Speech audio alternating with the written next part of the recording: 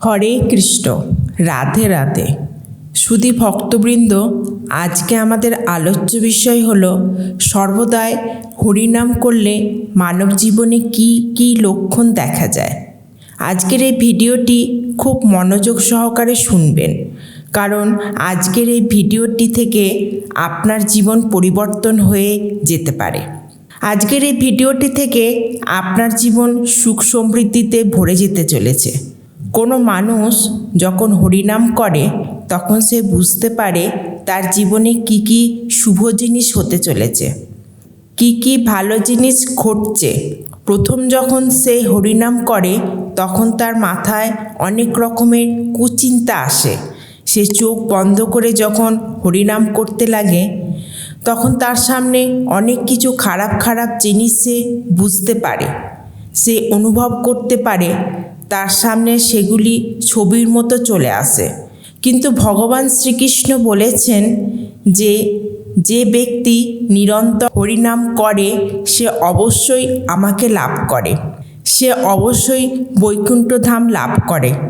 যে ব্যক্তি নিরন্তর হরিনাম করে তার জীবনে অনেক কিছু লক্ষণ দেখা যায়। সেই লক্ষণগুলি আলোচনা করার আগে আজকে আমি আপনাদের একটি ছোট্ট গল্প শোনাতে চলেছি। গল্পটি সামান্য নয়, গল্পটি অসামান্য একটি গল্প। গল্পটি নারদ মুনি এবং ভগবান শ্রী নারায়ণের একটি কথোপকথন। কিছু জানার উদ্দেশ্যে নারদ মুনি ভগবানকে কিছু প্রশ্ন করেছিলেন। ভগবান হরিনাম করলে কি ফলপ্রাপ্ত হয়? ভগবান নারায়ণ একটু মৃদু হেসে নারদ মুনিকে বললেন, নারদ, তুমি পৃথিবীতে গিয়ে যাকে সবার প্রথমে দেখবে তাকে এই প্রশ্নটি করবে।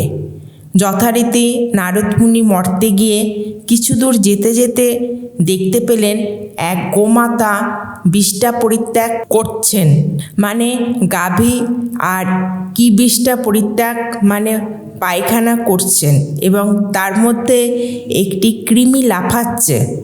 নারদ মুনি সেই কৃমির কাছে গিয়ে জিজ্ঞাসা করলেন, আচ্ছা, হরিনাম করলে কি ফল লাভ হয়? সঙ্গে সঙ্গে কৃমিটি মারা গেল। নারদ মুনি ভাবল, আমার কারণে হয়তো কৃমিটি মারা গেল। তিনি আবার বৈকুণ্ঠ লোকে ফিরে গেলেন। ফিরে গিয়ে সব কথা জানালেন তার আরাধ্য দেবতা ভগবান শ্রী বিষ্ণুকে। ভগবান শ্রী বিষ্ণু সব কথা শুনে বললেন, তুমি পূর্ব দিক বরাবর চলে যাও, দেখবে একটা গরুর বাছুর হয়েছে, তাকে এই প্রশ্নটি করবে। নারদ মুনি তখন নারায়ণের কথা শুনেই যথারীতি পূর্ব দিক বরাবর গেলেন। দেখতে পেলেন সত্যি সেখানে ছোট্ট একটি গরুর বাছুর রয়েছে। নারদ মুনি সেই বাছুরটিকে জিজ্ঞাসা করলেন, আচ্ছা, হরিনাম করলে কি ফল লাভ হয়? এই কথা শোনার সাথে সাথেই বাছুরটি মারা গেল। ভয় পেয়ে গেলেন নারদ মুনি। মনে মনে বললেন, আমি শেষে কিনা গো হত্যার কারণে অপরাধী হলাম। ভগবান, তুমি সব কিছু জেনেও অন্তর্যামী হয়েও আমাকে এই রকম একটা শাস্তি দিলে। তিনি তাড়াতাড়ি বৈকুণ্ঠে গেলেন এবং সেখানে ভগবান শ্রী বিষ্ণুর সামনে উপস্থিত হলেন। তারপর তিনি ভগবান শ্রী নারায়ণকে সব খুলে বললেন। ভগবান নারায়ণ তখন নারদ মুনিকে বললেন, তাহলে তুমি একটি কাজ করো নারদ মুনি, তুমি ওই দক্ষিণ দিক বরাবর যাও, দেখবে রাজার একটি সন্তান হয়েছে, তাকে তুমি এই প্রশ্নটি করবে। নারদ মুনি তার আরাধ্য ভগবান শ্রী নারায়ণের কথা শুনে গেলেন দক্ষিণ দিকে। সেখানে যাওয়ার পর নারদ মুনি সেই রাজার পুত্রকে জিজ্ঞাসা করলেন, আচ্ছা, হরিনাম করলে কি ফল লাভ হয়? ছেলেটি বলে উঠল, মুনিবর, আমি তো কোনোদিন হরিনাম করিনি, কিন্তু হরিনাম শুনে আমি কৃমিজনি থেকে মুক্তি পেয়ে গোবৎস রূপ জন্মগ্রহণ করলাম, এবং গোবৎস রূপে জন্মগ্রহণ করার পর আপনি এসে যখন আমার সামনে ফের হরিনাম করলেন তখন আমি এই মানব জন্ম লাভ করলাম। আর এখন যখন আপনি আমার সামনে হরিনাম করলেন, এবারে আমি আর জন্মলাভ করব না। আমি এই মায়ার বন্ধন ত্যাগ করে আমি বৈকুণ্ঠ ধামে ভগবান শ্রীকৃষ্ণের চরণে যেতে চলেছি। তাহলে আপনি ভাবুন, হরিনাম শুনে যদি আমি মুক্তি লাভ করতে পারি, তাহলে হরিনাম করলে কি কি ফল লাভ হতে পারে। নারদ মুনি সব কিছুই বুঝতে পারলেন যে হরিনাম করলে কি কি ফল লাভ করা যায়, তা ভাষায় প্রকাশ করা সম্ভব নয়। অনেক মানুষ আছেন যারা পূজা পাঠ করেছেন, অনেক মন্দির গেছেন, অনেক মানুষকে সেবা করেছেন, অনেক দেবদেবীকে ভিন্ন দ্রব্য এবং পূজা সামগ্রী দিয়েছেন। হয়তো তার থেকেও কিছু উপকৃত হয়েছেন, হয়তো তার থেকে কিছু ফল লাভ হয়েছেন, কিন্তু সেই ফল দীর্ঘস্থায়ী নয়।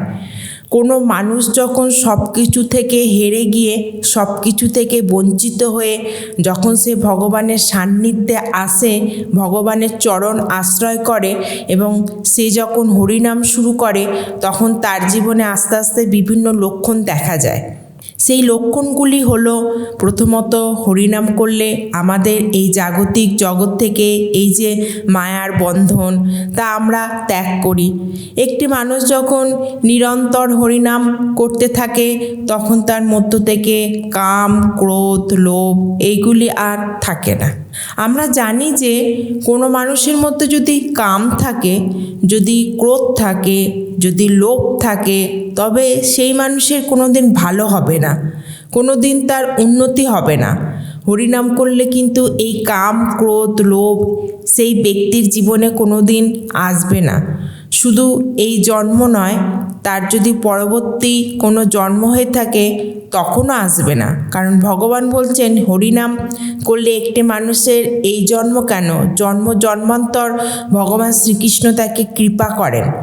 কোনো মানুষ যখন এই জড়জগতে দুঃখ, বেদনা, যন্ত্রণা এইসব জিনিস অনুভব করে, যখন দেখে যে তার নিজের লোক, তার নিজের কাছের মানুষ তাকে ছেড়ে চলে গেছে, তাকে দুঃখ দিয়েছে, তাকে কষ্ট দিয়েছে, সে তখন কান্নায় ভেঙে পড়ে।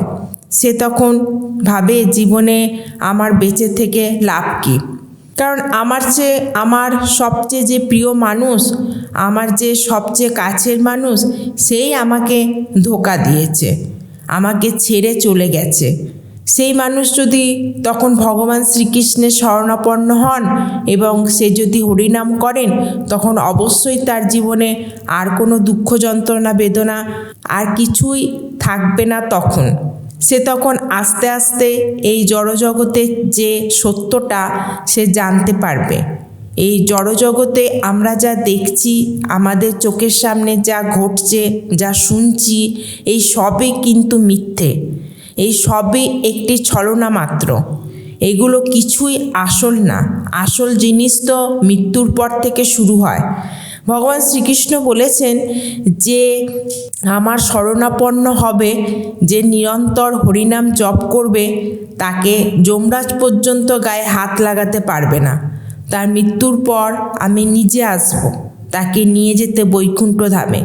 তাহলে আমরা এত কিছু জেনে, এত কিছু বুঝে সেটিকে অস্বীকার করে আমরা এই জড়জগতে মিথ্যা জিনিসের পেছনে ছুটে বেড়াই কেন?